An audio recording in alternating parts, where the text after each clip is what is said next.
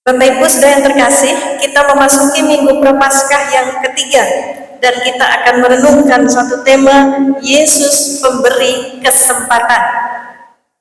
Bapak Ibu Saudara-saudara, manusia hidup di dunia ini dari yang kecil sampai yang besar selalu mendapatkan kesempatan dalam hidupnya. Kalau anak sekolah gagal mengikuti ujian, nilainya di bawah KKM, dia boleh mengulang untuk mendapatkan nilai yang lebih bagus, minimal setara dengan KKM. Itu sering disebut remedial, ya. Karyawan yang bekerja lalu melakukan kesalahan, dia juga diberikan kesempatan untuk memperbaiki kesalahannya supaya bisa bekerja lebih baik lagi. Suami istri, orang tua anak yang melakukan kesalahan juga diberikan kesempatan untuk memperbaiki kesalahannya. Bapak Ibu Saudara-saudara, kalau manusia sedemikian murah hati, ya, memberikan kesempatan kepada sesamanya untuk berubah, apalagi Tuhan kita yang penuh dengan belas kasihan, penuh dengan kemurahan. Tuhan kita adalah Tuhan yang panjang sabar dan selalu memberikan kesempatan bagi kita. Yesus selalu memberi kesempatan kepada kita. Kesempatan seperti apa yang Yesus berikan kepada kita? Yang pertama, Yesus memberikan kesempatan kepada kita untuk berbuah. Bapak Ibu Saudara, kesempatan yang Yesus berikan kepada kita pertama-tama adalah kesempatan untuk berbuah roh-roh yang baik, ya. Ada 9 buah roh yang seharusnya kita hasilkan sebagai anak-anak Tuhan. Kita diminta untuk menghasilkan buah kebaikan, berbuah dalam pelayanan kita. Nah, untuk menunjukkan kesempatan berbuah, Yesus menceritakan perumpamaan tentang seseorang yang mencari buah pada pohon ara yang tumbuh di kebun anggurnya. Bapak Ibu Saudara-saudara, pohon ara itu adalah pohon yang bandel. Pohon ara itu bisa tumbuh di mana saja, di tanah yang tandus, kurang air, kurang cahaya matahari. Pohon ara itu bisa tetap bertumbuh dan berbuah. Nah, dalam perumpamaan Yesus disebutkan ada pohon ara yang memang sengaja ditanam di kebun anggur. Nah, itu berarti di sekitar pohon ara itu banyak tanaman anggur. Berbeda dengan tanaman pohon ara, pohon anggur itu adalah pohon yang rewel, ya. Kalau mau tanam pohon anggur itu tanahnya mesti subur, airnya mesti cukup, sinar matahari juga harus cukup. Nah, di tanah yang subur, cukup air dan cukup mataharinya ini, seharusnya pohon ara itu bisa berbuah banyak. Betul? Di tanah tandus saja dia bisa tumbuh dan berbuah kok, apalagi di tempat yang subur. Tapi ketika si pemilik kebun anggur itu mencari buah ara pada pohon ara itu, ternyata pohon ara itu tidak mengeluarkan satu buah pun. Padahal sudah 3 tahun pohon ara itu ditanam. Yang pasti bukan cuma ditanam, tapi juga dipelihara, ya. Disiram dengan air yang cukup, diberi pupuk, dipastikan juga sinar mataharinya juga cukup. Ketika pohon ara itu tidak berbuah, ternyata pohon ara itu juga tidak ditebang, tapi diberikan kesempatan untuk berbuah lagi. Dan pemilik kebun anggur itu mengusahakan supaya pohon ara ini, sementara diberi kesempatan tumbuh 1 tahun lagi, dia juga diberikan pemeliharaan yang lebih telaten.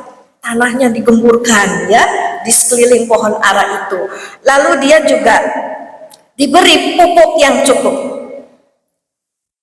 Perhatikan Bapak Ibu Saudara, lewat perumpamaan ini Tuhan Yesus ingin memberitahu kita bahwa Tuhan selalu memberikan kesempatan kepada kita untuk berbuah, dan kesempatan itu akan diberikan kepada kita sampai hari kematian kita. Jadi selama kita masih diberi hidup, pakailah tiap kesempatan itu untuk menghasilkan 9 buah roh. Berbuahlah kebaikan, berbuahlah dalam pelayanan kita masing-masing. Seperti Tuhan Yesus, ya.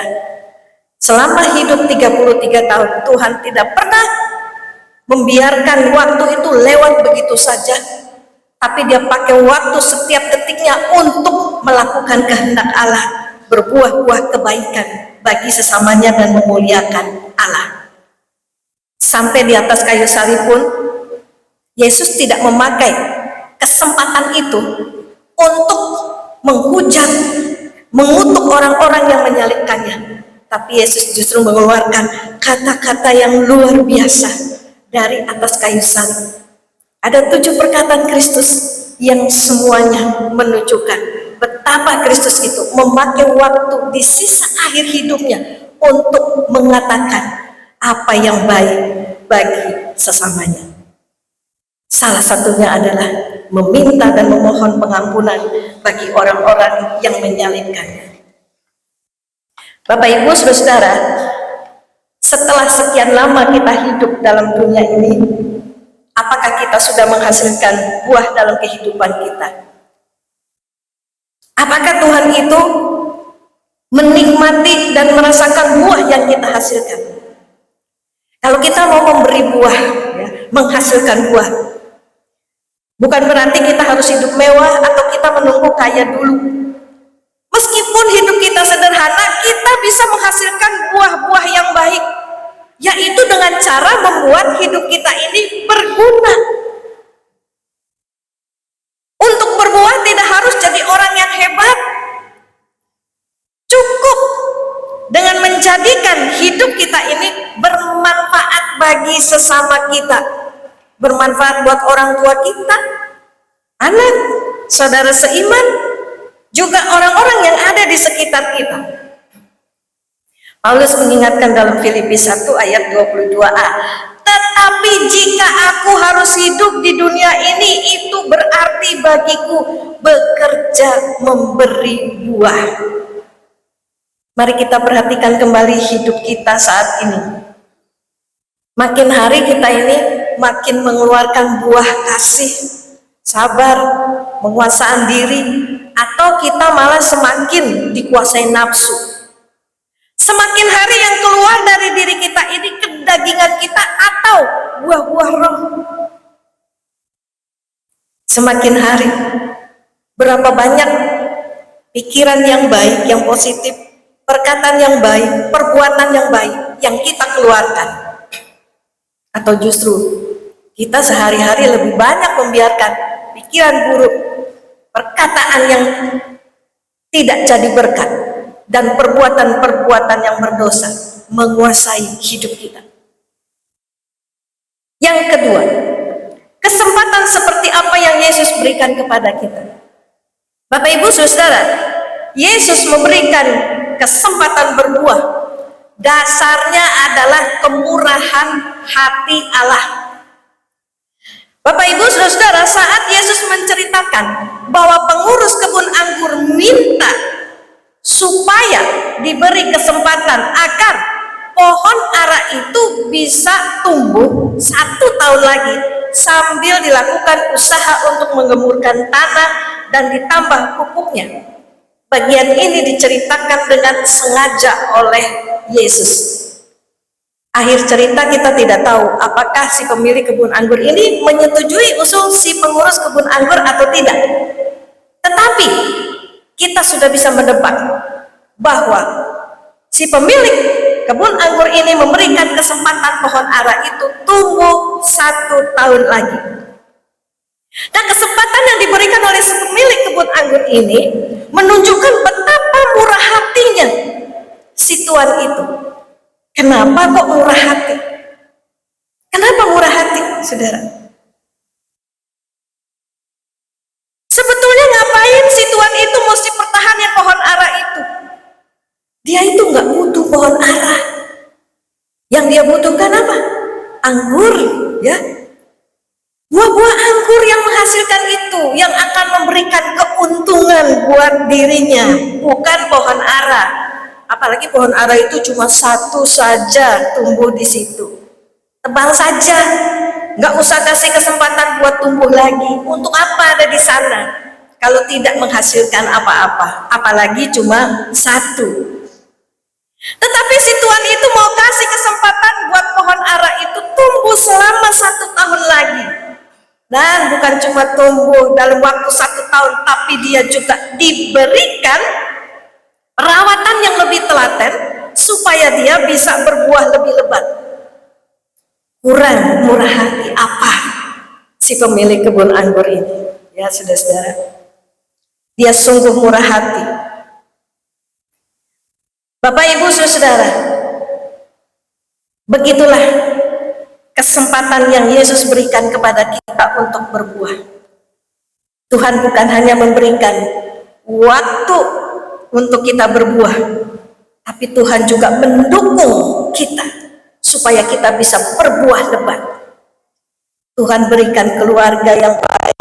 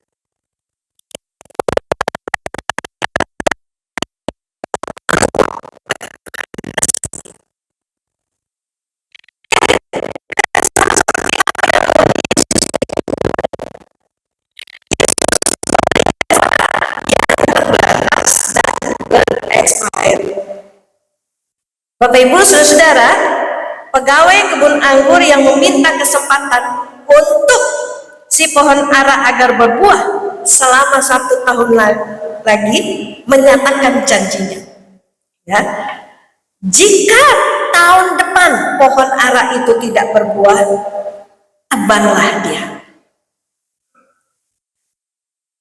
Bapak Ibu saudara, Tuhan memberi banyak kesempatan untuk berbuah kepada kita masing-masing.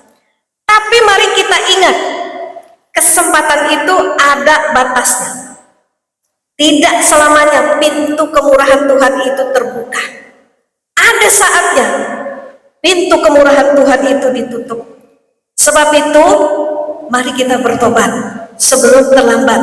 kalau kita memakai hari-hari hidup kita ini hanya untuk melakukan hal-hal yang tidak berkenan kepada Tuhan. Roma 11 ayat 22 mengatakan, sebab itu perhatikanlah kemurahan Allah dan juga kekerasannya, yaitu kekerasan atas orang-orang yang telah jatuh, tetapi atas kamu kemurahannya, yaitu jika kamu tetap dalam kemurahannya, jika tidak, kamu pun akan dipotong juga. Perhatikan Bapak Ibu Saudara, peringatan dari firman Tuhan Roma 11 ayat 22. Tuhan beri kesempatan pada kita untuk berbuah, ternyata ada kadaluarsanya. Ya, kita tidak pernah tahu kapan kadaluarsa itu akan sampai kepada kita. Mungkin ini hari terakhir, mungkin besok, seminggu, sebulan, setahun, kita tidak pernah tahu. Kita juga tidak pernah tahu kapan masa kadaluarsa orang lain yang seharusnya kita taburi kebaikannya. Kita tidak ada yang tahu umur manusia itu berakhir kapan. Tidak ada yang tahu apakah kita masih sempat menabur kebaikan untuk orang lain atau tidak. Sebab itu, mari kita pakai kesempatan dan waktu hidup kita yang masih ada ini untuk terus menghasilkan buah-buah yang Tuhan kehendaki. Kita bersyukur hari ini dua saudara kita, Bapak Ong Lisyung dan Bapak Budi Hendranto, menjawab panggilan dari Tuhan untuk hidup berbuah. Kita doakan agar kedua saudara kita ini dapat semakin menghasilkan buah-buah roh, juga buah-buah pelayanan dalam menjalani panggilan sebagai Majelis Jemaat GKI Rahmani. Bapak Ibu Saudara, ingatlah Yesus itu memberi kesempatan. Yesus memberi kesempatan pada kita untuk berbuah, dan kesempatan ini Tuhan berikan dengan murah hati. Namun ingat, kesempatan ini juga bisa kadaluarsa. Jangan tunggu sampai kadaluarsa baru kita mau pakai kesempatan ini.